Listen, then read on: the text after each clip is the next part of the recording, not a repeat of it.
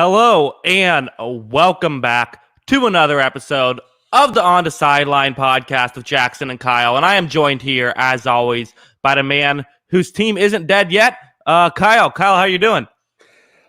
Oh, man, what a finish. Total butthole clenching fourth quarter. I was nervous throughout. They got the win, though. That's all that matters. Yeah. So an interesting, wild upset. As always, we're going to start off with the Sunday night game, and for good reason this time. This was a pretty big upset. Ravens were over a touchdown. They're favored by over a touchdown heading into this game. They end up falling short. Eli Mullen in the chat says Kyle looks very happy. I agree. I think you probably are very happy. Let's just I'll hand the floor off to you. I don't think that's how you say that, right? But Yeah. what were your thoughts on this game? Well, first of all, anytime that the Baltimore Ravens or the Indianapolis Colts can lose, great. Anytime that we can beat them, even better. I really did not see this coming at all. We talked about it in the Wednesday show that I think the Patriots can hang with a lot of good teams based on just because of coaching and just because of the coaching staff they have, the way they can form game plans. But I just figured the way they hadn't stopped the run all year, there's just no game plan that's going to match up. The personnel's not there. Well, they did a pretty good job against the run. They ended up with 4.1 yards per carry, but some of that was kind of garbage time. They did a very good job in the first half against the run. And not only that, up until the fourth quarter, they pretty much did whatever they wanted on the ground against the Ravens. You saw that last touchdown by Cam. Our tackle, Michael Onyenwu, rolls out or leaks out to the side and is basically the lead blocker for Cam, and there's no one there for him to block. Cam Newton just walks in the end zone, and there's no one for the tackle to block. He's just standing there. And, they got the job done on offense. They were able to run the ball. I hated every play call in the fourth quarter. I hated every second of it. But, hey, the rain worked in our favor. We ended up getting the win there. That's all that matters. Yeah, I see some good comments in the chat. Who's Yo Daddy says Kyle will finally have an OnlyFans. That's right, Kyle. Are you nervous? We'll get into the playoff thoughts in a second. For new listeners, Kyle will do an OnlyFans where he only talks about Patriots football if the Patriots make the playoffs this year. So that dream is still alive. I find this question interesting though. How much of an impact do you think the weather had in this game? A lot. Yeah, I saw some tweets on Twitter of people saying that Bill Belichick must have a rain machine somewhere. What do you think about the weather? And then I guess we'll talk about, the teams that played. Yeah, I think it had a complete effect on the game. Throwing the ball downfield seemed next to impossible. Willie Snead dropped what looked like a pretty easy catch. I know he got hit at the end of it, but it looked like a pretty easy catch. But at the same time, I think it affected both teams because Cam had a wide open Jacoby Myers on 3rd and goal in the end zone, and he basically bounced it to him because it looked like it slipped out of his hands. And then the next drive, the Ravens still go down and, they ended up getting the touchdown out of it anyway. But, yeah, I think it had a complete effect on the ability to pass the ball for both teams. And not only that, but it seemed like, I don't know what was the deal with the Ravens center. I don't know if the starter was out, but snapping the ball was an adventure for them. They had 4 or 5 just awful snaps, including the one that rolled about 10 yards back that killed a drive there too. That was a tough break for them in that part. Yeah, it was just a weird game. We'll get into actually how I think Eric Hansen says have NFL defenses figured out how to play Lamar. This is kind of, I think Lamar has been the topic of the Ravens this season, and I think there is some reason to bring it up. I think it also let's also keep in mind he's 23 and his team is still 6-3. But to some degree, yes, they certainly have. Lamar isn't going to.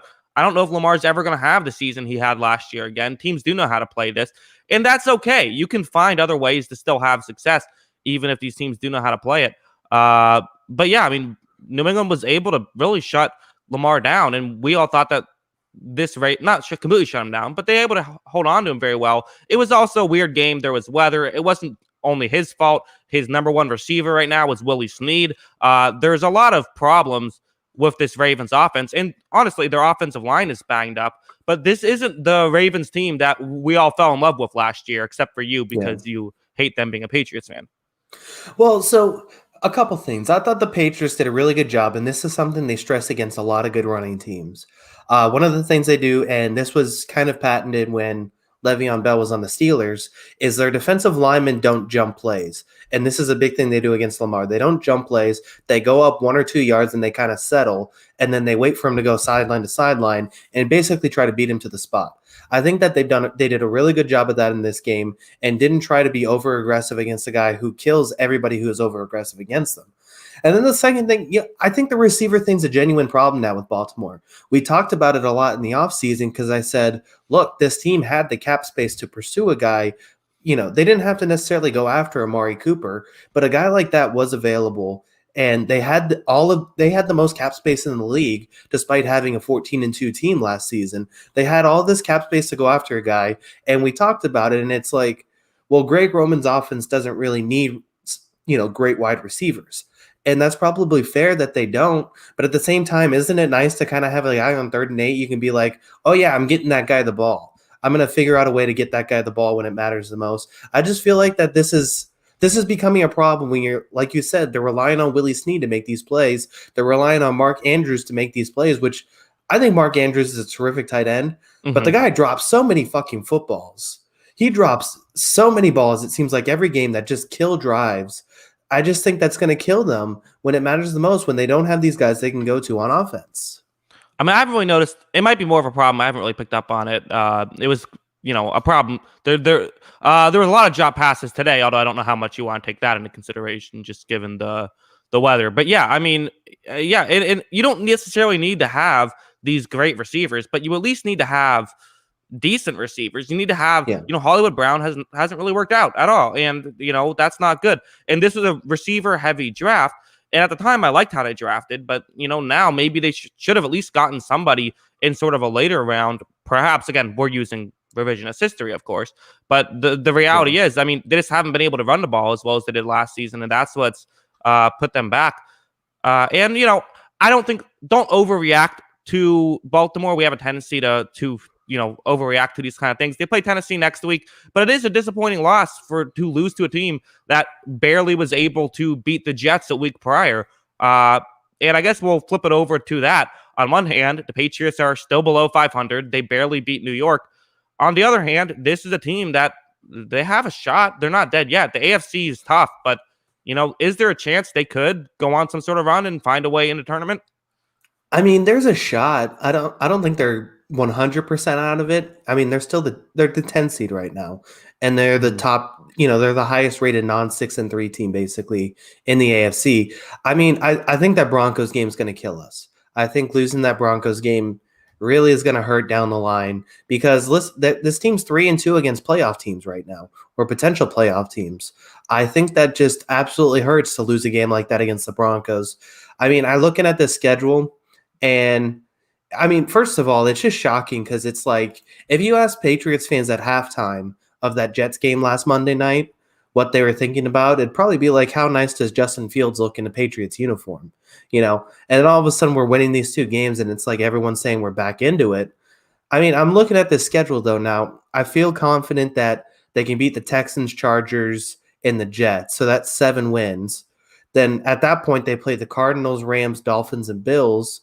2 teams that are ahead of them, but they basically need to win 2 of those games to go 9-7, go 2-2, to go 9-7. And then you look at, there's the Bills are 7-3, the Dolphins, Colts, Titans, Ravens, Browns, Raiders are all 6-3. They basically need 4 of those teams to go 3-4 to end the season. I mean, I know like Tennessee has definitely struggled, and is kind of gifted to go 9-7. But at the same time, I'm not betting on 3 of those teams to go 9-7 to end the season. Yeah, I think it's over. I still think it's over. It's possible, but it's very unlikely. They probably would have to win 3 out of the 4 games against the good teams and beat all of the not so good teams. And even that's no guarantee. Even 10-6 is no guarantee you'll get in the playoffs. There's just too many close losses. The one against Buffalo, the one against Denver, as you mentioned. Just a couple, even Kansas City. If Cam is there, maybe this is a different story. It's just not a great. I think this is a good story for Patriots fans. Not a good season at the end of the day. That's what I think. No, I think that's fair. And then you look at this game from the Ravens' perspective. You said you don't want to overreact, but at the same time, you know, Mhm. one reason that we both picked this team to win the Super Bowl preseason was we felt like being the one seed would be such a huge advantage, and this team with this schedule would be able to be the one seed. Well, they're 3 games behind Pittsburgh now. I don't see any Mhm. situation where they're getting the one seed. So, Yeah, are you no. still confident this team, if this team's goal is to win the Super Bowl, which it is obviously, if this team's goal is to win the Super Bowl, do you see that happening if they're not the one seed? No, I don't think this team's going to. I don't think this is a super. I mean, we can react and we can talk about what's happened in previous games as well. I think I've been more bullish or more bearish on the Ravens as the season has gone on, and this is another X in there. And yeah, I mean, this pretty much kills their chances of that one seed. I mean, they're going to have to win out if they're going to get it, which would be 13-3 and a win over Pittsburgh. And even then, Pittsburgh might not lose 2 other games. I don't, even if they lose 2 more games, I don't know if Kansas City is going to lose another couple games. So it just seems over from that perspective. But again, you never know. You could get a 3 seed and you could figure it out together then. It's football. You never know, especially with only one bye week. But yeah, tough loss for the Ravens. Let's move on now. Let's talk about the thumbnail game of the week. This one was an absolutely wild one. It was a great, crazy game up before the Hail Mary, which makes it even that much more fun. Yeah, what were your thoughts to wild game? This is about as crazy as I expect a game with Josh Allen and an NFC West team to go. Hmm. Yeah, I mean, he played them way ahead. He played them out of the lead. Then he Hmm. played them back into the lead with a great Hmm. drive. Yeah. And then Kyler and DeAndre Hopkins made a fantastic play. I think this was an interesting question. Is DeAndre Hopkins the number one receiver you'd want in the Hail Mary? And the Uh, thing is, go Go ahead. ahead. Oh no, Oh, I I was was just just gonna gonna, I you was go just ahead. gonna say with it, he doesn't have the size obviously of a guy like Julio, but it seems like anytime there's a 50-50 ball, this guy, it's like an 80-20. This guy catches it. He is so good at catching in coverage, it's unreal. He doesn't get the crazy amount of separation. He doesn't have the insane athletic ability. He just has fantastic hands and just catches everything, it seems like, in coverage. I just thought that was a fantastic play by him. And yeah, I mean, the Cardinals pulled that one out. They made a great comeback. I thought, like I said, Josh Allen, you take the good with the bad. It was good for 2.5 quarters, but he had a quarter and a half where he was throwing the Bills out of the game, and that killed him. Well, yeah, I mean, with Josh Allen on your team, this version of Josh Allen, it kind of feels like you can win every game or lose every game with him. And this game, he was not great down the stretch. To your question about best Hail Mary receiver, I might have to think about it more. I do think that Mike Evans deserves to be in the consideration. He's been one of the best jump ball receivers, but Hail Mary is so weird and different. I mean, he's definitely. I'll say this: he's the number one receiver I'd want, period. I mean, just for a game, Yeah. for a season, he is that guy. And I mean, sorry, Texans fans, but it has to be mentioned. How did this guy get traded for a David Johnson and a second round pick? It's absolutely absurd. And I feel like some people are saying, and it's crazy that now he's having this crazy season with the Cardinals. He's just DeAndre Hopkins. Like, he's just doing what he's always done Yeah. in a different uniform. I mean, it's absurd. And that entire play, the weirdest thing about that play, so I made a quick video on the play itself. The entire design, Hopkins was the only player who ran deep, and he was the only and there was everyone else was in the middle of the field. So it was Yeah. literally, the design was Hopkins is going to have a 2-on-1 matchup. He's only going to be double teamed with this play, and we're going to throw it up to him. And that's what we think our best shot is. And it worked out. I mean, that's not like typically smart football, but it somehow worked. And also, we got to give credit to Murray, too. I mean, that was just a perfect throw. It was exactly where Hopkins could get in position and make the play. Yeah, and not that a Hail Mary is ever an easy throw, but Hmm. he's basically running into the sideline when he makes that throw. Hmm. And I did want to talk about the defense of this play too, because I actually think I was watching the pregame for Sunday Night Football, and Tony Dungy highlights this actually really well. The Cardinals ran 2 guys into the end zone. They had 2 guys running underneath routes. They had Hmm. Fitzgerald underneath running like almost a hitch route, and he's double teamed on the play. like the Cardinals have no timeouts left, and he's running a little hitch route that's not going to do anything. And then there was another guy coming across the field. I think it was Kirk actually that was coming across the field, and he was covered too. And it's like you had two guys down there, and then there was a late guy coming that was the third coverage. Why is six guys not in the end zone on that play? I didn't quite understand that. Why are they worried about underneath routes whatsoever? Because I thought there was no timeouts left for the Cardinals. Yeah, it was weird because there was 11 seconds left, but Arizona had no timeouts left. So they could, in theory, try to, gain like 20 yards and then try it for an easier Hail Mary. Personally, I like what they did now. Just throw it because it could get incomplete and you could get another shot. Whereas I feel like the gaining 20 yards doesn't actually help you that much. But No. it was a weird, so they're a bit playing cover 2 zone, just much further down the field. And they rushed 4 on display as well, which is bizarre. Usually you will see a 3-man rush there, and they had a full 4-man rush. And it really seemed like Buffalo just wasn't expecting Arizona to go to the end zone on that play, which is a mistake. And you even saw, I called out Trey White a little bit, Tre'Davious White, who's a great Bills corner. He was right in front of Hopkins on that play, and he goes up with both his hands to make the play. You got to, stretch out and only use one of your hands. You can get higher up that way and knock the ball away. It was not well played by Buffalo, obviously, because it worked out for Arizona. But, at the same time, that's one of those you kind of just throw your hands up and say, well, we somehow lost that game. And for Buffalo, they had this amazing drive beforehand, too, where Stephon Diggs made this great catch. And we're talking about, I thought this is going to be a huge loss for Arizona. I'm thinking, man, now 5-4 in a tough division. Maybe they could lose a couple more and not even make the playoffs. Finding a way to win this. They're currently in the lead in the NFC West, which is crazy. Also, Kyler Murray had a great tweet. I got it right there. The very good tweet there by Kyler Murray. Very fun. Just an unbelievable play. Okay, so bold take of the week. Okay. The Cardinals might be the best team in the NFC. That is bold. That is bold. That is very bold. I don't see how. I think the Saints are just so much. I think the Saints are they're so complete. They're so good now that they're healthy. I know Drew Brees is now injured, so I guess they're not fully healthy. But assuming Drew Brees' injury isn't season ending, I think that I still don't think there's a team on New Orleans' level. And everyone in the chat seems to be disagreeing with you so far. Yeah, I mean, it's a bold take. I mean, I think there's good teams out there. I mean, personally, I think whoever wins the NFC is going to get steamrolled. But the Cardinals, I think, are, with the way Kyler plays, I think are really hard to beat right now. And I think of the teams that, especially in the NFC West, I like them the most to win that division because they just seem to have the best player on the field right now at all times. And I just think that makes a huge difference. I think this team is pretty complete. I think they still have some I still think they have some holes, but at the same time, I feel like every team in the NFC has some holes. So I don't think New Orleans does. Well, I mean, we were just, it was 2 weeks ago that we were saying, is it bad that they can't get a 20-yard play? We're not that far. And then they beat the Tampa Bay Buccaneers 38-3, and they beat the 49ers 27-13. Yeah. So now I feel a lot stronger about the Saints.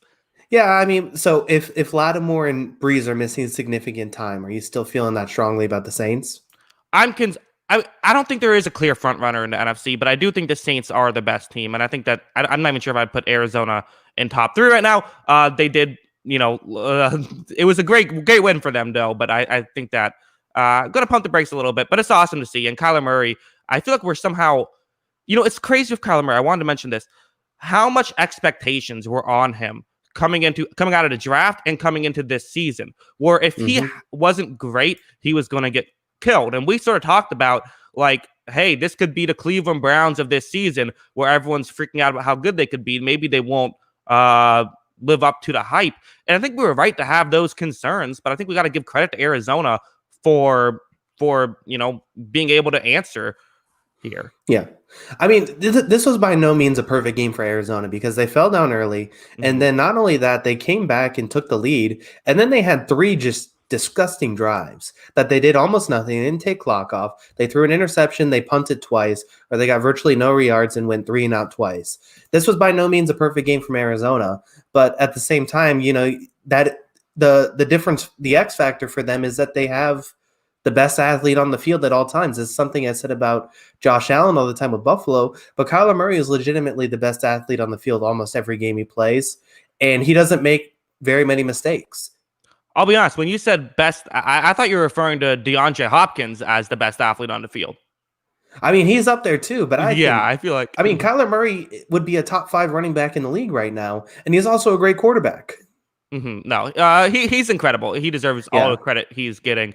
He deserved all the preemptive credit he ended up getting as well. All right, let's move on. Spent a long time on that game for good reason. It was a wild game. Yeah. How about the Rams now? We talked about this is going to be a big test between the Rams defense and Seattle's offense. The Rams just got an A+ on this test. They're proving their defense is legit. You have a bold take. I'll give you a bold take back. I think this Rams defense is the best in the league. I really do. I think this Rams defense is awesome. And another not great performance from Russell Wilson at this point. Wilson currently is tied for second in most interceptions now. And the Rams defense just continues to find ways to do well. I thought Jalen Ramsey was awesome in this game. Russell Wilson, I mean, the stat line, 22 for 37, 248 yards, no touchdowns, 2 interceptions. That is not a Russell Wilson stat line. No. Give all the credit in the world to LA. Yeah, I mean, the point total wasn't insane for LA, but I still thought the offense was able to move the ball pretty well.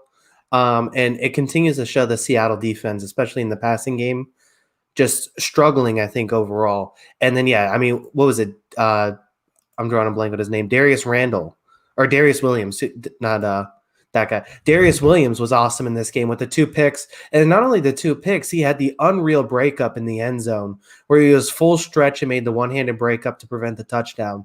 I thought he was really good in this one, and I thought Wilson was really bad in this one. I thought the first interception in the end zone, he had like 20 yards of space to run the football, and he just decides to throw it. And not only that, but he throws it. There's coverage coming to converge on the tight end, and he kind of lofts it out there for no reason. He's got to throw that ball with some mustard if he wants to throw it in coverage. And yeah, he had room to run in that one too, and he just didn't. I mean, I really don't. The Russell Wilson MVP campaign has essentially come crashing to a halt.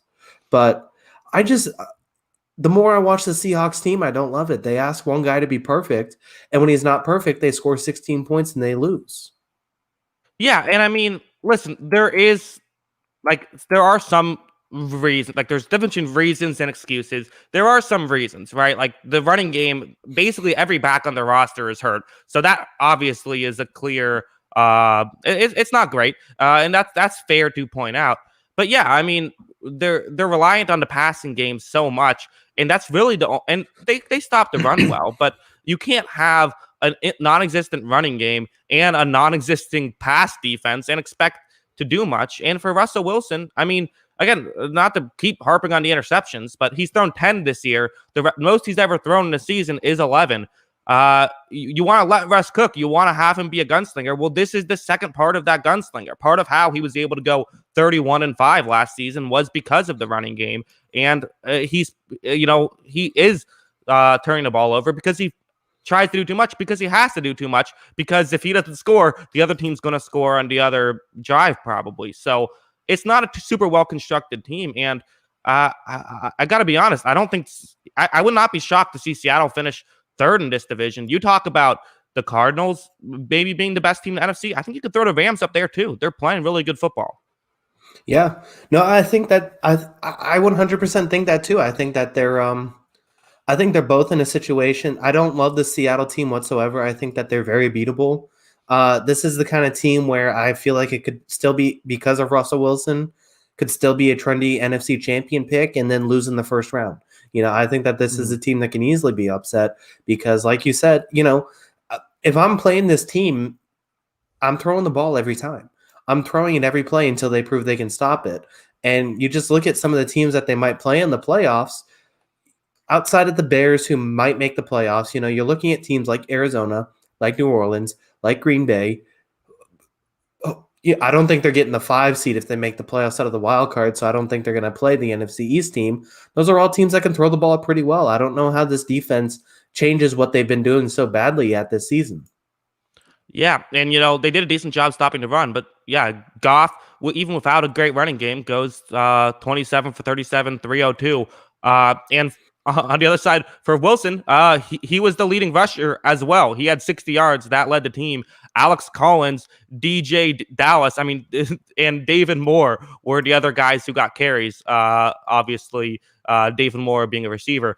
They just, again, the injuries, maybe they'll get healthy and become a different team, but they have some clear issues. But with Russell Wilson, they also have that chance to win any game. Yeah. So did you want to see the should I bring this up now, my stat of the day that I saw? Sure. All right. The top 9 teams in the AFC, so every team that's 6-3 and up in the AFC, the top 9 teams in the AFC are 20-3 against the NFC. Yeah. That seems about right. No, I mean, there's no doubt about it. The AFC is the stronger conference. I mean, when I did my Patreon power rankings, I had the top 3 teams were all AFC teams. That'll probably change if Baltimore's lost. But I mean, clearly they're the stronger conference. Although again, you sort of said that whatever NFC team gets to the Super Bowl will probably get smoked. It's one game. It's a Super Bowl. They'll be both good teams. So I could easily see, even if the Seahawks get there, they play close games all the time. But yeah. All right. We'll move on from this one. Let's talk. How about this is kind of an interesting one. The Detroit Lions. I had a very unfortunate spelling mistake on my video that I posted about this one. So my original title was how Matt Stafford and the Detroit Lions pulled off a miraculous comeback or something like that. Or not like final drive, something along those lines. So how Matthew Stafford, that's how it started. I, instead of writing HOW, wrote the letter right next to W on the keyboard E. So I wrote, ho Matt Stafford led him to a comeback. So a great job by the ho Matt Stafford and the entire Lions drive. And what a weird game. Alex Smith was awesome in this one, even though he threw the ball 55 times for 390 yards. He still had and no touchdowns, no interceptions. Very weird game by Smith, but he definitely had he moved the ball down the field and pretty much was the main Washington offensive player in this one. What were your thoughts on this one? Well, the first thing that I thought was pretty crazy, I saw this. Got to give him credit. Matt Prater with the 59-yard game winner. His 7th career game with multiple 50-yard field goals made, the most in NFL history. Yeah. So that was pretty cool. Anyway, about this game. Sorry, it was more of a reaction? Sorry. A little more, but it's okay. But everyone, right, big reactions in the chat for Kyle. Make him feel better. Yeah. I mean, it was so close to being a Matt Patricia special, and then it wasn't. They ended up pulling it out. So good on them for doing that. But yeah, man, it always seems the Redskins, or I keep saying the Balls almost played a. How dare you, sir? I know the Balls almost played a perfect second half. They scored on all 3 of their possessions, just couldn't pull it out in the end.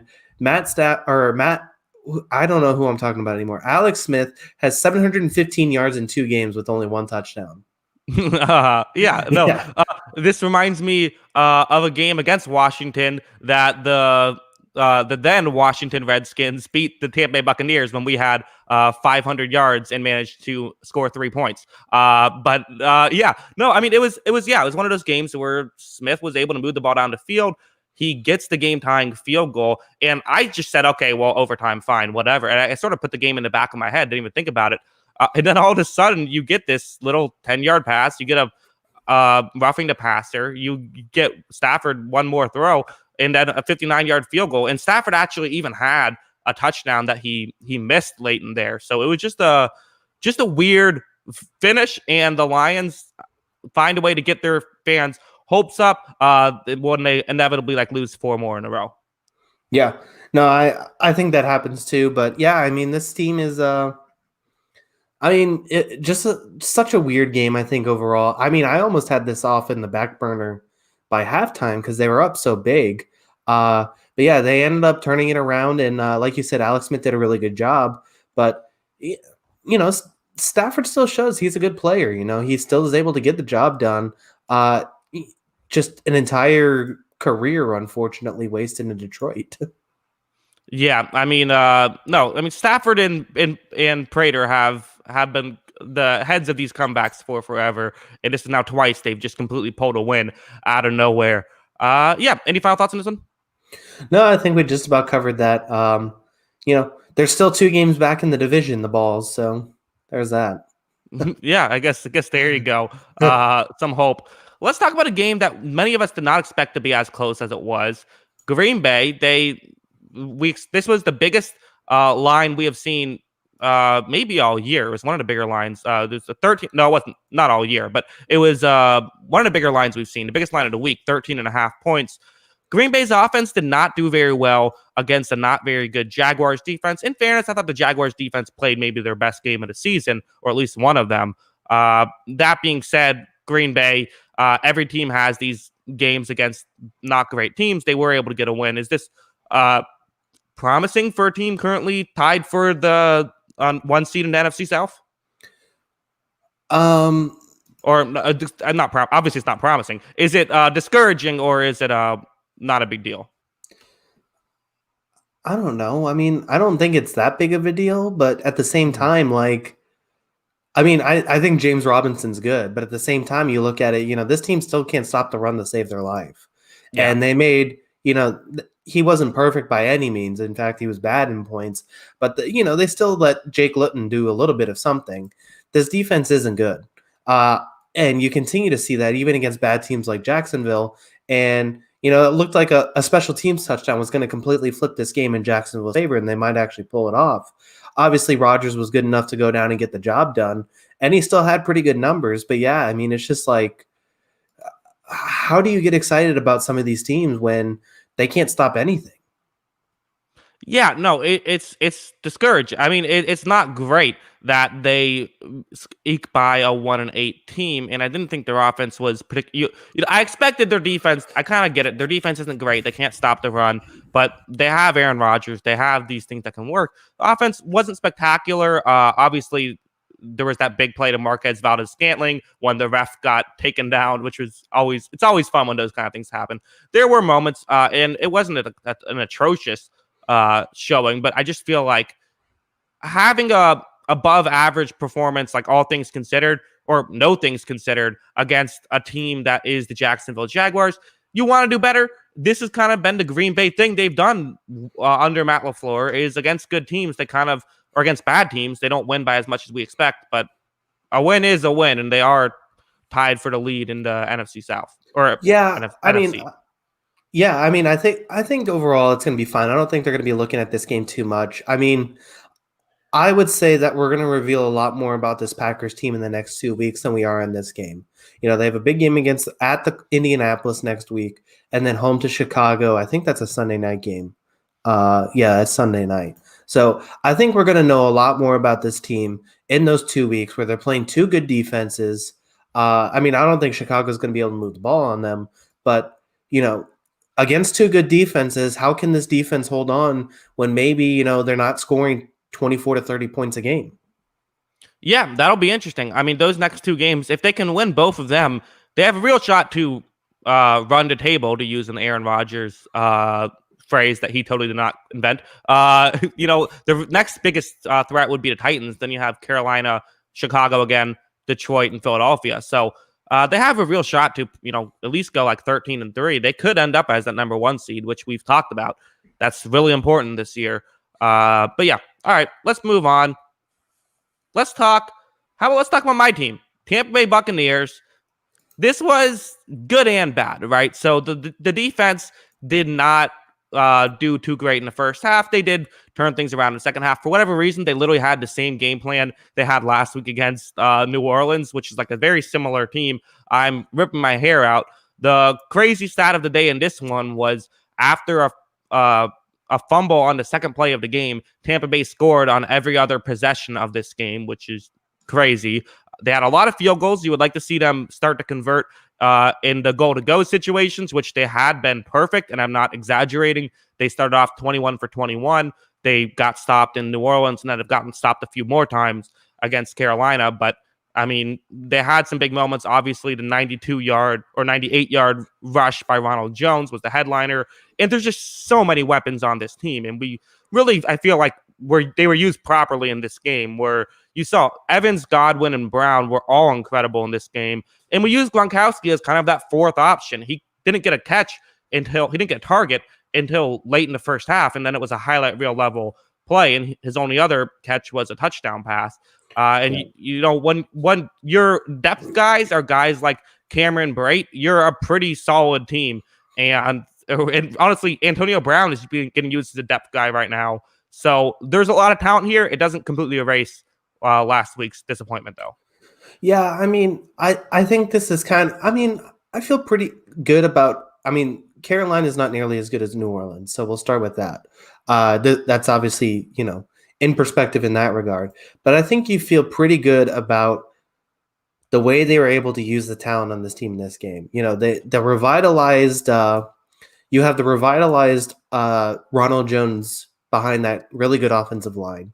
Mm-hmm. You have 3 wide receivers who are all elite level receivers: Godwin, Evans, and Brown, all having 6 catches or more, all having 60 yards or more. Evans getting the touchdown on the red zone play. You have Gronk and Brake combining for 5 catches and 80 yards. I think that's just about everything you want out of this offense with all of these weapons. It wasn't a perfect day from Brady. I thought he missed some throws, but at the same time, he has so much talent in this team. He doesn't have to miss some throws and still be pretty darn good. This is exactly why he'd go to Tampa Bay. I thought it was a really good performance from this offense, being able to use all those weapons, and that's kind of what you want to see throughout this season. Yeah, and I said I didn't love the adjustments they made on defense. I love the adjustments they made on offense. The most specific one was, if anyone watched my 37-minute video on what went wrong last week, you can check that out. I actually had fun making it, weirdly, maybe because I'm a sick person. But one of the real problems was Ali Marpet, their left guard. He's been out now for 2 straight weeks. The last week that we just put in Joe Hag, who's typically just our 6th lineman. He could play anywhere. He played left guard. Didn't go very well. He was awful in that game. So this time they moved Jensen to left guard. They put in AQ Sherpley in at center, and they kind of did that, and the line had a much better day against a not as good defensive line. Those still pretty good, and that made a world of difference, and it really did. And they were able to use these weapons the way they wanted to. And the sky is the limit for this team, but unfortunately, we also know the floor is 38-3, and I think at this point, as a Bucs fan, I'm just hoping we don't play the Saints in the playoffs. Yeah, I mean. This team is going to be regarded basically at this point for how well they can play some of these better teams in the league, like the Saints. This is kind of the performance. I think we both hit this one kind of dead on the pre-week show we did on Wednesday. We said they're going to come out pretty angry and play well in this one. But, I mean, their next 3 games are going to be very interesting. They got the Rams, who you just said might be the best defense in the league. They got the Chiefs, who have a really good secondary, and obviously Patrick Mahomes isn't too bad either. And then they have the Vikings, who can, really, they're not a great team, but they can really control a clock by running the football. How can they handle those 3 teams? I think it's going to be interesting to see how this team continues to evolve for playoffs. Yeah, and people keep bringing up the Bucs defense. It's important to remember this team is not the same without Vita Vea. They're still a good run-stopping team, but they're not that. I mean, they had been putting up historic numbers with Vea. They're not at that level without him. So yeah, I mean, I think this next 2 weeks, huge test. It's Monday Night Football against the Rams. Then they play on Sunday against Kansas City. You got to split that is my thought. You split it. I mean, if you're going to get the 1 seed, you're going to have to win them both. I think that's probably too far out. But then they have a bye in 4 not great teams. So this is a big situation. If Tampa Bay can find a way to win 2 in a row, they could be in a good spot, but that's a tough 2 in a row to get. Is the 1 seed in the NFC a bigger advantage this year than the AFC? You said in the AFC or NFC? Is the NFC a bigger advantage for having the 1 seed than the AFC? I think they're about even. I don't think. Why do you say that? So my thought process is, if Green Bay is able to get the number 1 seed this year, Tom Brady or Drew Brees would essentially have to travel to New Orleans or Green Bay to win a football game. Green Bay or Drew Brees is essentially notorious for being kind of a dome quarterback, and especially when it comes to January, struggling outside of New Orleans for a lot of his games. And not to mention that they're both over 40 years old. How is something like that playing in Green Bay in January going to affect those 2 players? If you look at potentially those 3 teams, I still think that the Cards or Rams are in the conversation too, plus the Seahawks. But if you look at those three teams as potential favorites for the NFC crown, you got to think playing in Green Bay is a much bigger deal than playing anywhere else.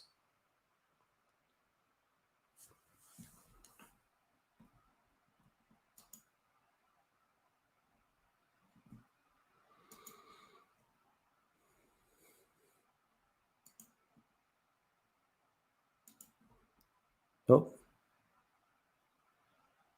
Jackson, you there? All right. Yeah, it looks like something's going on with Jackson's camera. I don't know what happened here. Uh, so yeah, I'll continue to talk about this. But yeah, I mean, I think that overall the NFC has a distinct advantage. Like I said, if Green Bay gets the 1 seed, I think that's a huge thing for them, being able to have that number 1 overall seed and having a team, someone like Drew Brees or Tom Brady, have to travel up to Green Bay and play that game. We'll obviously get Jackson's comments on that because I told him that, and he apparently disappeared for this one. If anyone has any questions they want to ask about the NFC or yeah, Jackson is smoking that Reggie. Yeah, I don't know what happened there. That's pretty funny. So I guess I am going to have to take over. We'll see how this goes.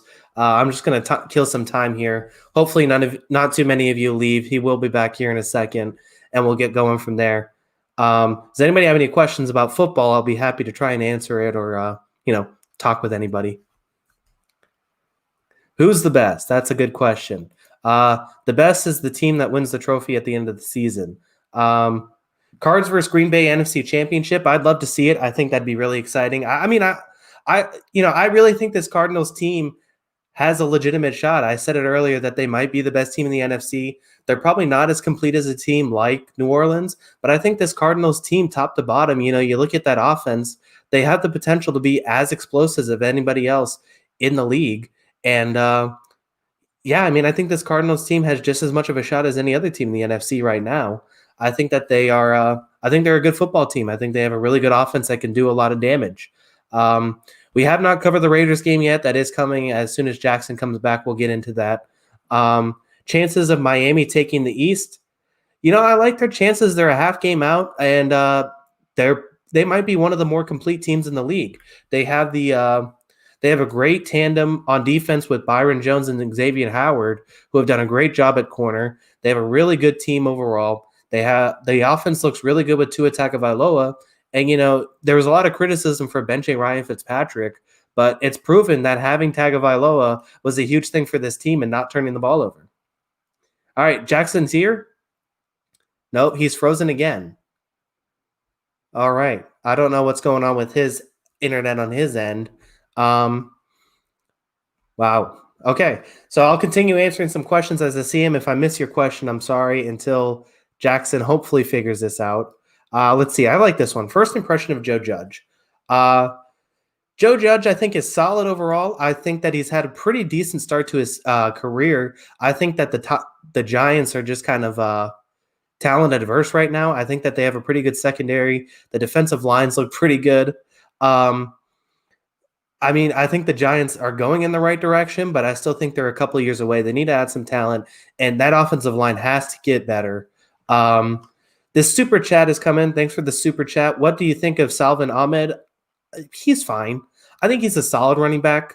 I don't think he's going to be the answer long term. I like Myles Gaskin before he left with the injury.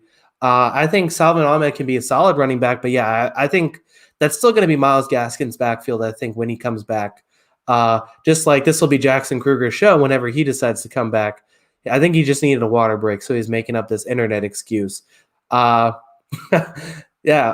What do you think of Doug Peterson?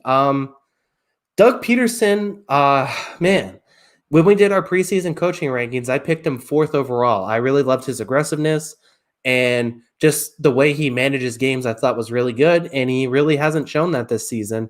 There's a lot of Eagles fans who said, a lot of this had to do with Frank Reich more than Peterson. And it's continuing to show. Carson has clearly regressed. The offense has clearly regressed. There's a lot of things that I think are happening in Philly that I think are really bad. Having a guy like Reich, I think, made a huge difference for that team. I think it's a tough thing now for Philly to rebound Although I still pick them to win the division, just because I mean they're still a half a game up in the division or a game up in the division. I think it's going to be tough to beat them. What team do you think is the next NFL dynasty after the Pats? I mean, I guess by default, if I had to pick a team, it's the Chiefs. But at the same time, I am not going to bet on the Chiefs winning 6 Super Bowls in 20 seasons. I think that doing something like that in the NFL with the salary cap, no matter how good Patrick Mahomes is really difficult. I don't think that they I just don't think that's even possible. I don't think that a lot of teams are going to be able to do that going forward. But I guess by default, I am going to pick the Chiefs to be able to do that. All right. He's here. His camera is live. How's it going, Jackson? It's good. Yes, sorry. I don't know what in the world happened. So my internet, I guess, was being weird. I'm worried it's going to go out again in a second. Sorry about that. Yeah, that was bizarre. Hope you had fun running the show by yourself for a few minutes. I was answering some questions through here. Some good questions. Good. So let's. All right. So I don't even remember what we were talking about here. I think we can wrap up. Let's just maybe that one is cursed. Let's just end the Bucks thing and move on. Yeah.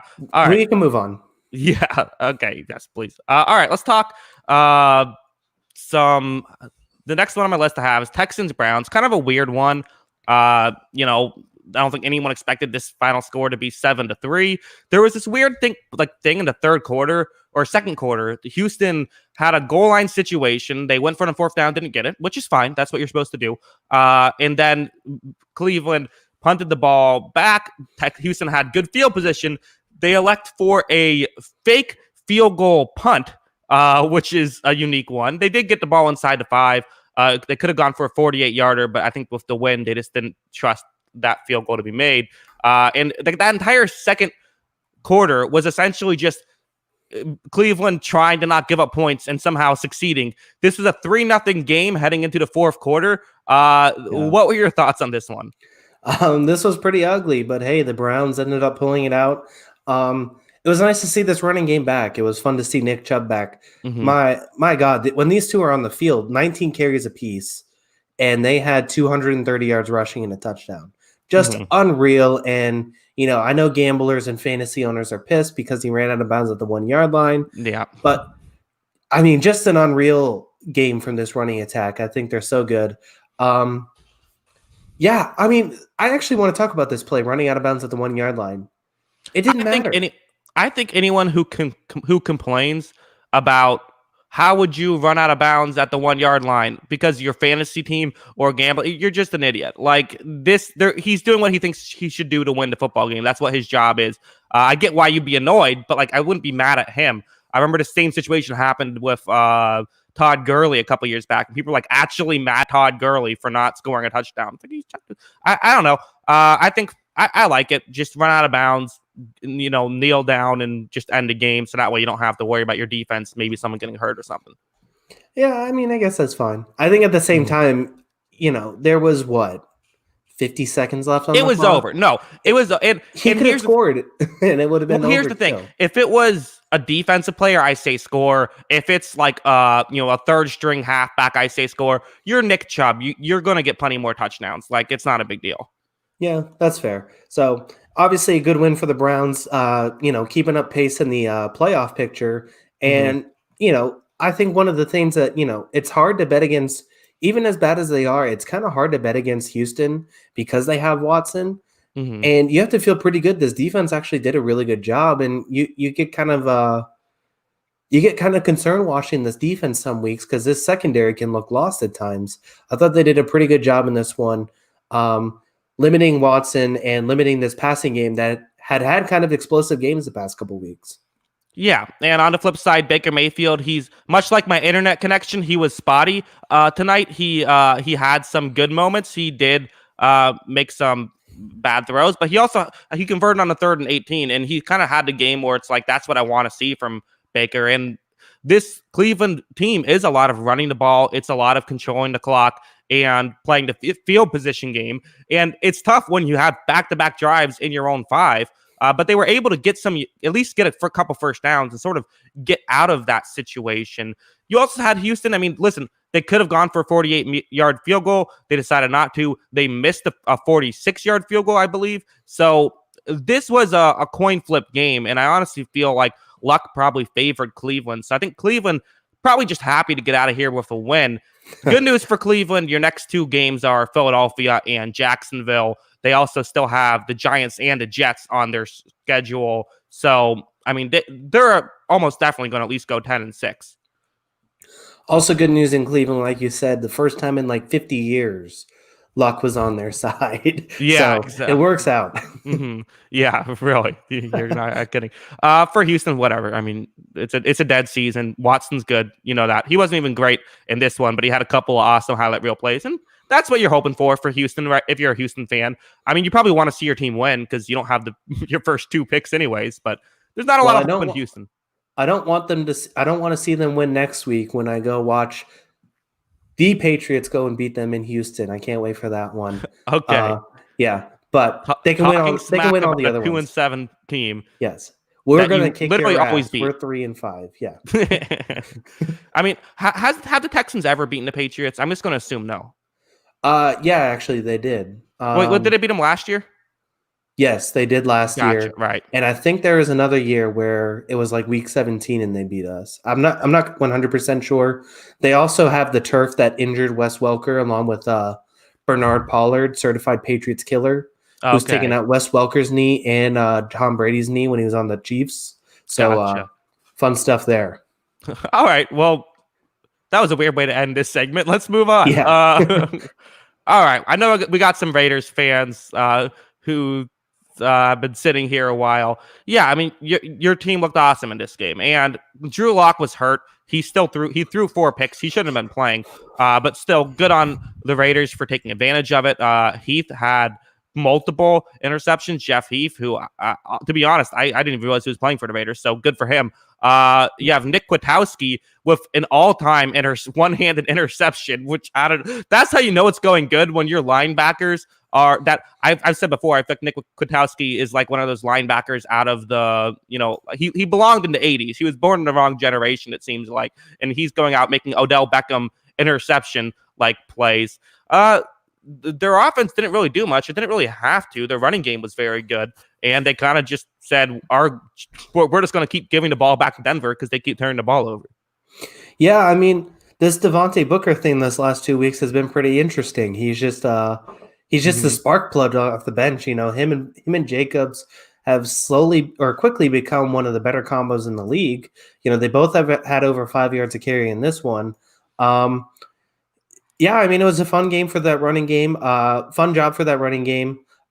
Nick Kwiatkowski, I think, is very good. He also had a big pass breakup towards the end. I mean, it wasn't that big because the game was just about decided. Yeah. But a big pass breakup towards the end of the game, too, on Noah Fant. I mean, you have to feel good about that. This defense looked pretty good. And, you look at a guy like Kwiatkowski, this was probably the worst linebacking group in the league last year, if not bottom 5. Mm-hmm. And having a guy like Kwiatkowski out there, I think he's missed a game or two this season. Having a guy like that out there, I think is just a big difference for this defense. Yeah, no, I mean, this was domination. Denver didn't really stand a chance in this one. I don't know what's going on with Denver. I had high hopes for them. They've been a very disappointing team. I know that you can blame it on injuries all you want, but there's plenty of teams that have been this injured and haven't looked this bad, and you still have time left. I always hate should you move on from Drew Lock when there's still 7 games left in the season. But if this doesn't go well this last 7 games, you're going to have to consider blowing it up.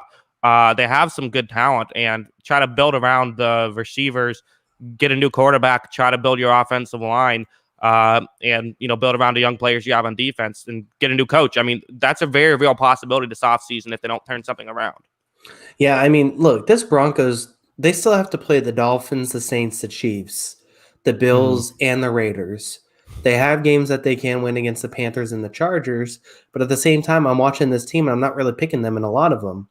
Yeah, I mean, if this team's 4-12, and in a position to get one of those three quarterbacks, you have to consider it at this point. It seems harsh, but at the same time, this is the shortest lifespan we've seen from quarterbacks, young quarterbacks ever. You know, Mm-hmm. you don't want to get us stuck in a situation where it's the Jets with Sam Darnold. They didn't do Darnold any justice, but they've also been stuck for an extra 5 years in this rebuild because they haven't taken guys to move on from them too.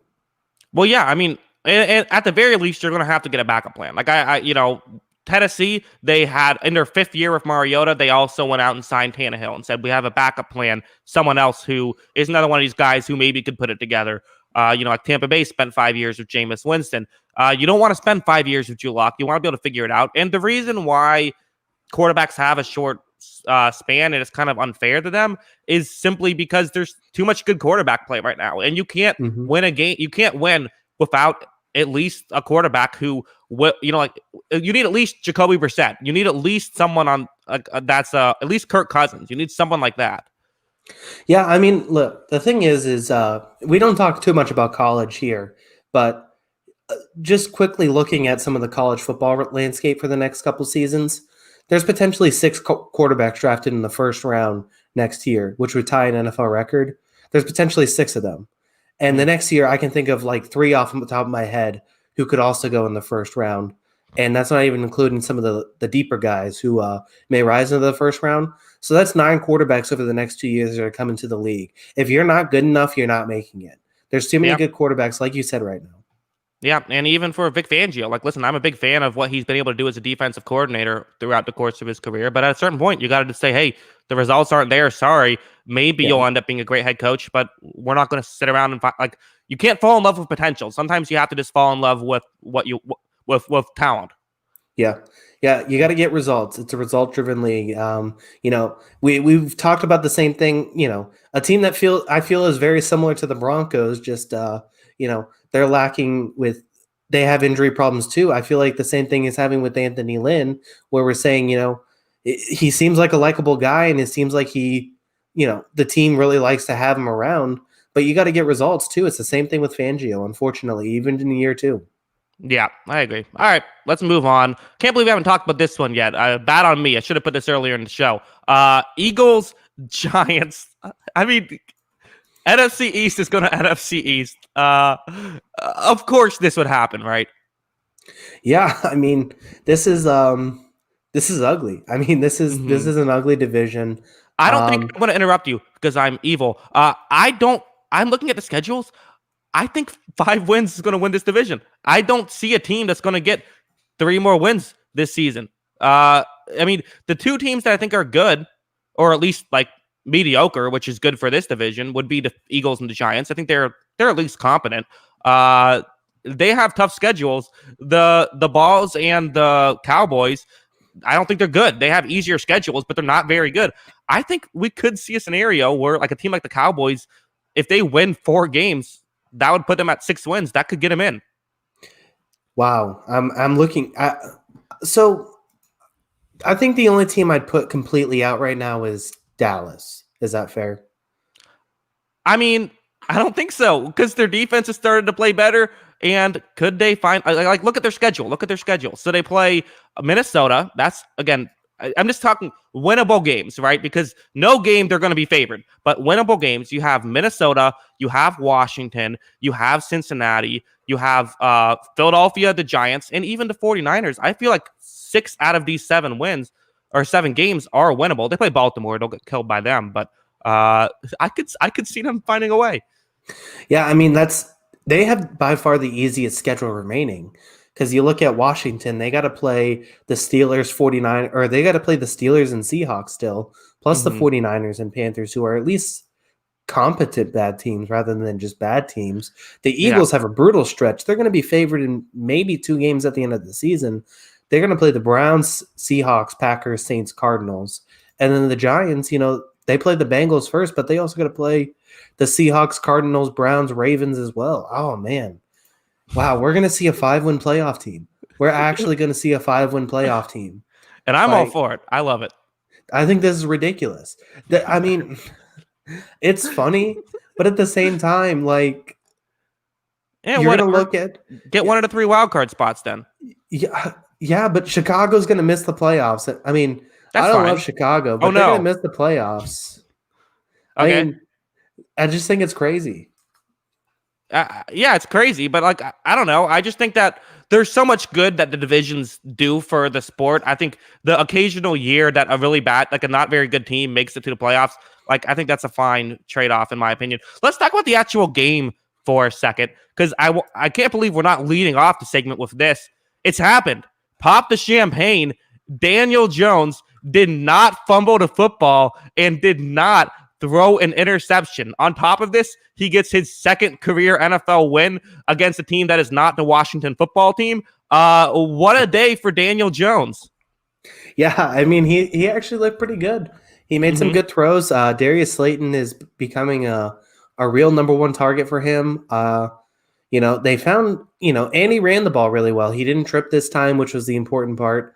Not tripping is always better than tripping. Yes. And so that really helped. I think it's yeah, I mean, it was a really weird game, and the Eagles just stink, man. Like, holy Yeah. crap. Carson Well, Wentz is awful. Well, it was interesting because in this game, Carson Wentz did what people have been asking him to do. It's like, hey, cut it out.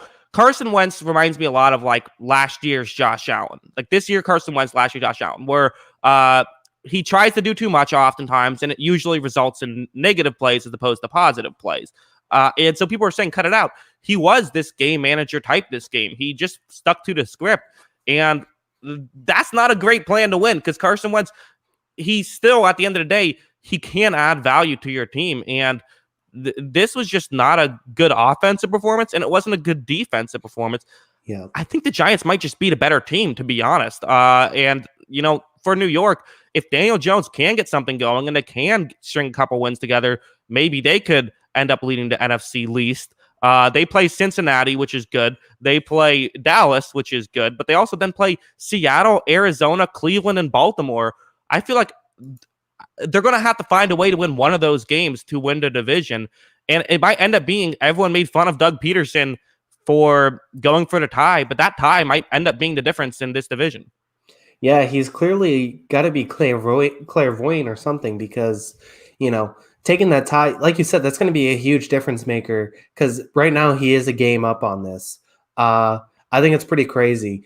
Yeah, I mean, I don't know, like, you can't be a game manager, though, if you're Carson Wentz and throw 16 incomplete passes.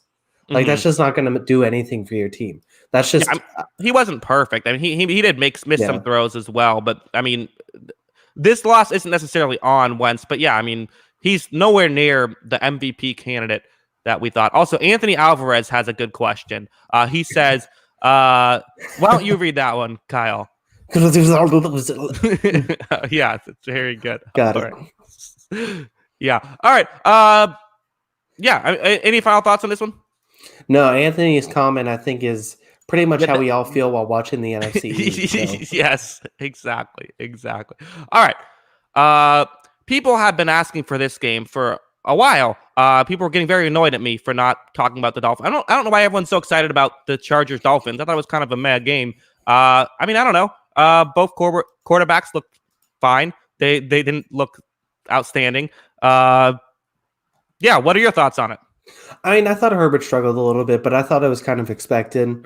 Mm-hmm. We talked about, maybe I wouldn't pay Byron Jones this offseason. Yeah. But paying Byron Jones and pairing him with Xavier Howard has proved to be beneficial. This is a really good cornerback group and might be the best cornerback duo in football. I mean, they played really good defense because of that group can cover so well. This is a good defense, and once again, they get a couple big special teams plays. They get, this team just does everything really well. And if you can win in all three phases of a football game, typically you're going to win the game. And it's continue to prove true for the Dolphins, who are doing it again. Yeah, and it's their way to get these splash plays as well, where they're able to get touchdowns on defense or special teams, which they've turned into a big part of their game. I think the concern is, well, how sustainable is that? Is it going to continue to go that way, or is it going to eventually, go away? My guess is the latter, especially there will be playoff games where you won't get that, and they are looking to be a playoff team right now. But yeah, I mean, this is we expected Miami to win this. For the Chargers, 8-point loss is the biggest loss of their season heading into this week. There were two teams who heading into this week, there were two teams who didn't have a loss of 7 points or more. It was the Steelers and the Chargers, which is just crazy. Also got a little distracted. Dominic Bollock says with a $20 donation, very generous. Thank you very much, Dominic. We appreciate that. And Anthony, I think Anthony's having a hard time over here. I don't know what's going on with this. So, all right. Yeah, I mean, this Dolphins team is interesting, though. They're going to be heavy favorites in their next 3 games against the Broncos, Jets, and Bengals, leading into that big 4-game stretch to end the season where they play the Chiefs, Patriots, Raiders, and Bills. So you're looking at this team potentially 9-3 with 4 tough games remaining. Can they win the division? Definitely. Do you see them winning the division right now? I don't know. I think that maybe this Buffalo loss makes it interesting. I think Buffalo's the better team though, and Buffalo, they have, to me, one probable loss on their schedule. So they play the Steelers, and then obviously they play the Dolphins again. Miami's going to have to win that game if they're going to find a way to get in, and they also play Kansas City. I'd say probably not. It's possible. Also, Kenneth Lee, another super chat. We appreciate it. Rule, division, field. I believe the question is, should there be a rule that division, you can't win your division if you're under 500? So if you win your division under 500, then you win the division, but you don't make the playoffs. Do you think that should be a rule? Yes. Well, actually, I've said before in the past that I don't think there should be divisions for seeding purposes. I think that there should be divisions for scheduling purposes, but it's based on the top 8 teams in conference, regardless of division. That's how I feel in any sport, not just football. I think in any sports, it should be the top 8 teams per conference, and then the division is just used for scheduling purposes. So that's my opinion on that. Yeah, and I fully disagree. I love these kind of things. I don't think that I don't get this obsession with like sports have to be the absolute, like, if we're trying to make it the fairest way possible, then it should be like top 4 records make the playoffs, and then they play like best of 7 series once they get there. Like, it's not necessarily, I feel like people don't take into account how important it is just for entertainment purposes. And I think it's very entertaining when teams are trying to win their division because that gives them a significant advantage.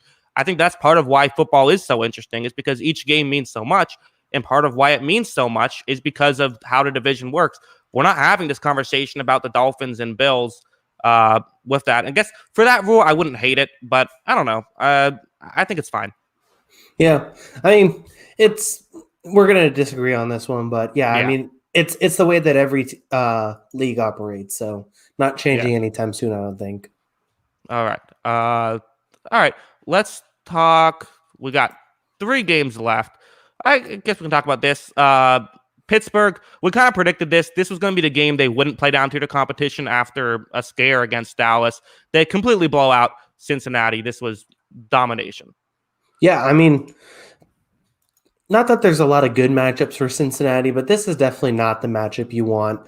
Not a very good defense. It seemed like anytime someone ran across the middle of the field for Pittsburgh, they were wide open. And just this offensive line going against this defense for the Steelers, they only had 4 sacks. I thought they did have 9 quarterback hits. Just a really bad matchup for them. But yeah, I mean, just overall, Steelers did what they had to do, got the win. Pretty incredible from Ben Roethlisberger today. They said Friday, basically because he didn't practice all week, they said Friday he threw about 50 balls, and that's pretty much it he did all week. Comes out, throws 333 yards and 4 touchdowns. In fairness, I wouldn't be shocked if that's just all Ben Roethlisberger does to practice these days. He just goes out, just throws the ball 50 times, and then says, all right, I'm ready to go on Sunday. All right, I'm out. Yeah, that's fair. Exactly. No, I mean, Roethlisberger's incredible. He's put himself in that MVP consideration a little bit. I think he still has a ways to go. But again, a 4-touchdown, no interception day with 333 yards on 46 attempts. That's going to get it done. They didn't really run the ball too well in this one. Connor only 2.8 yards per attempt on 13 carries. But I mean, when you win 36-10, I mean, this was, again, their offense was able to get done, and as we expected, Joe Burrow with the line, and the line play in front of him and the line play in front of that, it was too tough to handle. Yeah, I mean, I'm not putting too much thing in Joe Burrow's game this one. Mm-hmm. Although I guess if we're doing our rookie quarterback rankings, it's 201, Burrow 2, and Herbert 3 because 201 and the other two did not win. So Oh, right. Yeah, I forgot. that's the Wins, updated rankings. quarterback Yes. wins. That's the important stat. All right. Yes. Yeah, we didn't talk too long about that, but I think that's fine. I think people get it. We'll talk. Steelers are better than the Bengals. Yeah, Steelers are better than the Bengals. And Steelers, I guess we'll talk about them a little bit longer. I mean, for Pittsburgh, they got a real shot to get this number 1 seed. And like we said, their schedule isn't that difficult. And they kind of had the good thing about they didn't have to play Kansas City. The downside is they have to play Baltimore twice. They played them on Thanksgiving, which should be a huge game. So if they can win that game, I mean, their schedule is not that tough. They play Jacksonville, they play Washington, they play Cincinnati again, and then the three kind of tough games, Buffalo, Indianapolis, and Cleveland. I think they're all better than those teams, but they could give them trouble. But for Pittsburgh, I could easily see this team going like 15-1 and getting that 1 seed, which is so important. Yeah, I mean, I think that I think they're a virtual lock for the division. If they win Thanksgiving, I think they are a definite lock. I think it's 100% lock for the division. Yeah, I mean, they got to hold off the Chiefs, so I think that's going to be a tough thing.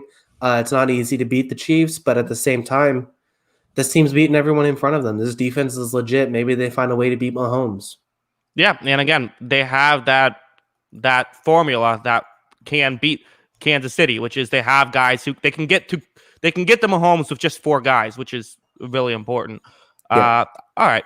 We'll talk about this game, then we'll go on to the Thursday night game. 49ers did not win this one. There were 3 muffed punts in this game, which is wild. And I think the biggest story of this one, I think for San Francisco, they're just not a particularly great team. But probably the biggest story for this one is Drew Brees ends up going down with a apparent rib injury. So that's obviously concerning. We don't know how big of a deal it could be. Could it be for the rest of the season? Could it be he's fine for next week? We don't really know. I still think this team is a really good team with Jameis Winston as quarterback, but I do think it's a downgrade.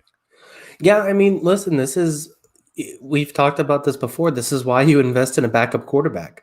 You don't know what happened throughout a season. Jameis is obviously not Drew Brees level of quarterback, but at the same time, he's also pretty darn good in terms of having a backup quarterback. He's probably the best one in the league, and getting him when you have an injured 40-year-old is important. Yeah, I mean, the 49ers missing about 18,000 players is going to hurt.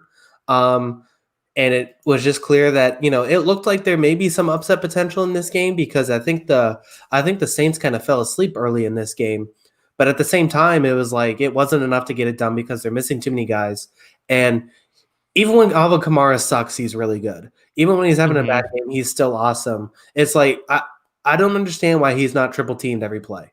I really don't. Yeah. I know that there's good weapons here, but wouldn't you just rather say, hey, if Adam Trotman scores a touchdown on us, I'll take that over Kamara beating us at this point? Yeah, well, I mean, it kind of reminds me of what Dallas did a couple years back of just have a DB on him just at all times and just sort of shadow him all game. There's some real logic behind it because I think, Kamara and Thomas, which Thomas, he's still trying to get into the thick of things. He had 2 catches for 27 yards, but that's kind of been the thing about their offense is it's really reliant on those 2 players. And, maybe even more so with Winston. The one other thing about Winston, though, that is worth mentioning is, we all sort of thought that the Saints were going to be in trouble when Brees got hurt for 5 games last year, and then they went 5-0 with Teddy Bridgewater, who I do think is the better quarterback. But Winston's in that ballpark. He's at least I think of Winston the same way I thought of Bridgewater at that point. So maybe he can find a way to keep the ship afloat for New Orleans. Yeah, no, I definitely think he's capable. I think that, like you said, I think it is a step. It is a regression. It's definitely not as good as Breeze, but at the same time, this is one of the more complete teams in football. I don't think that having a star quarterback is that important. Yeah, and especially with the next 4 games they play Atlanta twice, they play Denver, and they play Philadelphia. So you can definitely go 4-0, but again, you expect to go 4-0 with Breeze. Now it's maybe you'll drop one or two, and that would be a big blow. And obviously, you want to make sure Breeze is back before the next game, which would be against Kansas City. And again, New Orleans, they're tied for the 1 seed. They want that 1 seed. So, and Yep. they don't have the tiebreaker, so they have to beat Green Bay. So yeah, and for San Francisco, I mean, this just isn't their year. They're snake bitten. Nick Mullins or CJ Beathard, they're not the answer. They need to get healthy. So this isn't their year. Yeah. Yeah, just way too many injuries. The backup quarterbacks aren't the answer.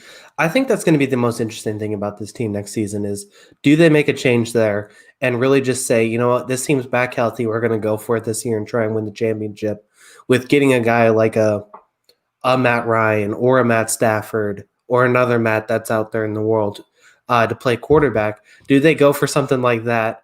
Or is it, they roll the dice with Jimmy again? Yeah, it's interesting. We'll see. All right. Final game, Colts Titans.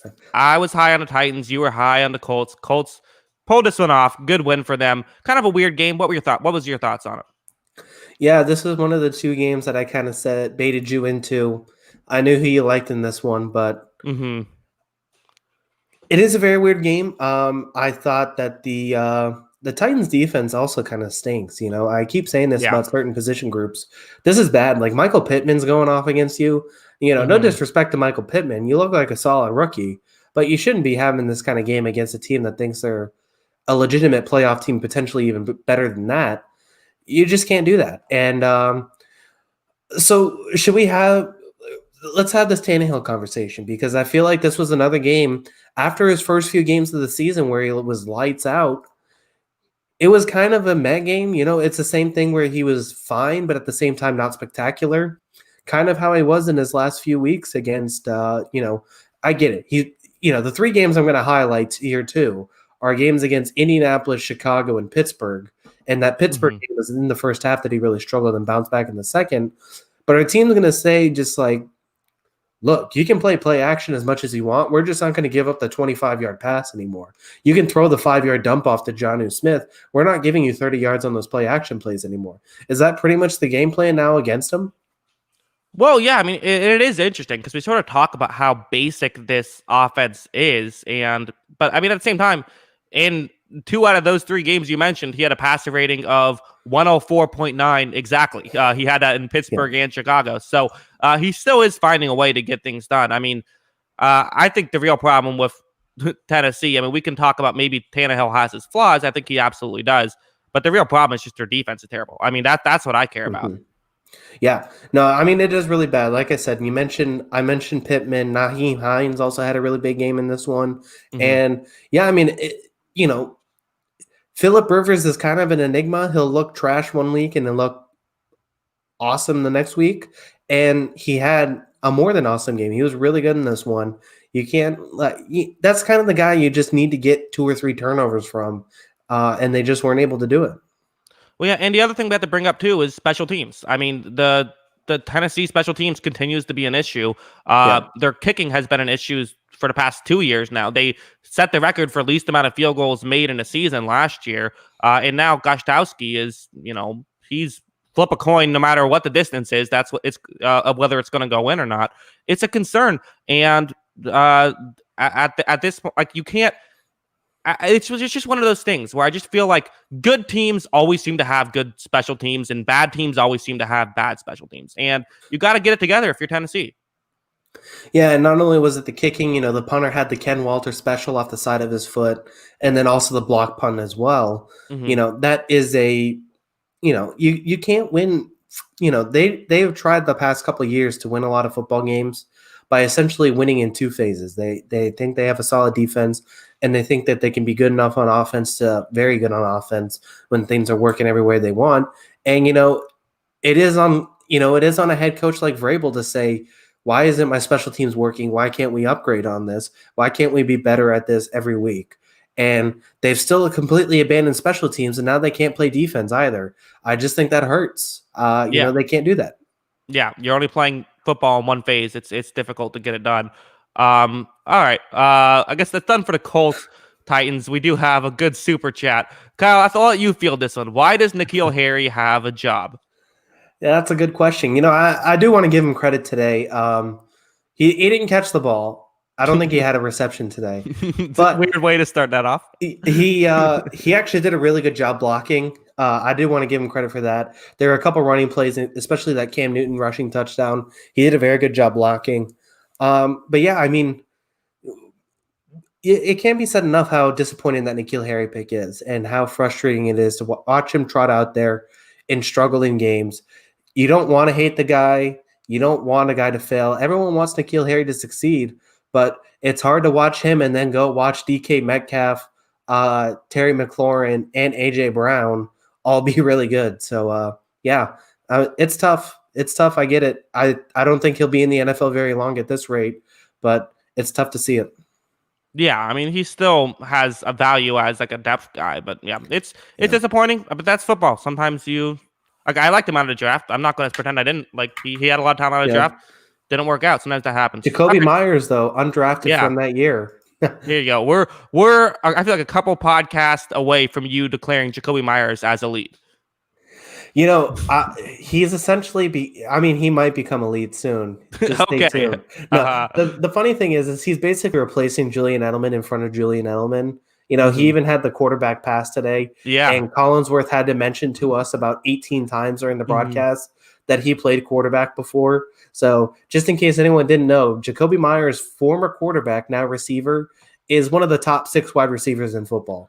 Yes, I also have I was about to say I have another fun fact. Jimmy Graham used to play basketball. No way. Didn't Antonio Gates did too? Really? It was not and also Ryan Fitzpatrick went to Harvard. Yeah, so many fun nuggets you get from there. I love those. All right. Any final thoughts on this week? No, I mean, pretty good games overall. Looking forward to being right on this Monday night game, and the Vikings are going to win this one, and we can stop talking about the Bears. But no, I need Chicago to win. So you had a good week. You only got 1 wrong. I've currently gotten 3 wrong, and I have the Monday game. So you have an opportunity to only be down 1 heading into Wednesday. So you got to root for Minnesota. I'm trying to think. My only wrong game was an upset too, wasn't it? You had Philadelphia. Mm-hmm. Yeah. So, but I was weirdly, in fairness, I think I was like weirdly early on them. I think I gave you them like my 4th game or something like that. I was on that one.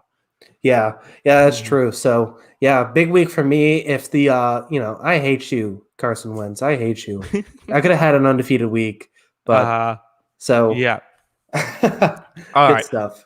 Yeah. All right. Well, everyone, thanks in the chat for sticking around even through the technical difficulties. We appreciate that. We will be back on Wednesday at 9, so definitely stay tuned. And Kyle, let them know where they can find you. Yeah, I'm at GuyInBostonSports.com, Patriot Way podcast. I didn't have one this last week. I had a lot of stuff going on. I did do a little Celtics piece. If anyone's interested in basketball, maybe what the Celtics could look at in their draft position, that's at GuyBostonSports.com. I think the link's below us. You can also check out the podcast on Spotify. Check out some of the last issues. The last one I had, I break down a potential Patriots draft pick in Mac Jones, Alabama quarterback. Otherwise, you can go look at future. I'm going to do future draft projections with different players. And, that's going to change throughout the season, obviously, where the Patriots could be projected to pick. But check it out. Yeah. All right. Yes. And again, thanks to everyone who stayed up with us live here at 1:30 on the East Coast. Also, thanks to everyone watching the replay. And until next time, have a good one. Peace.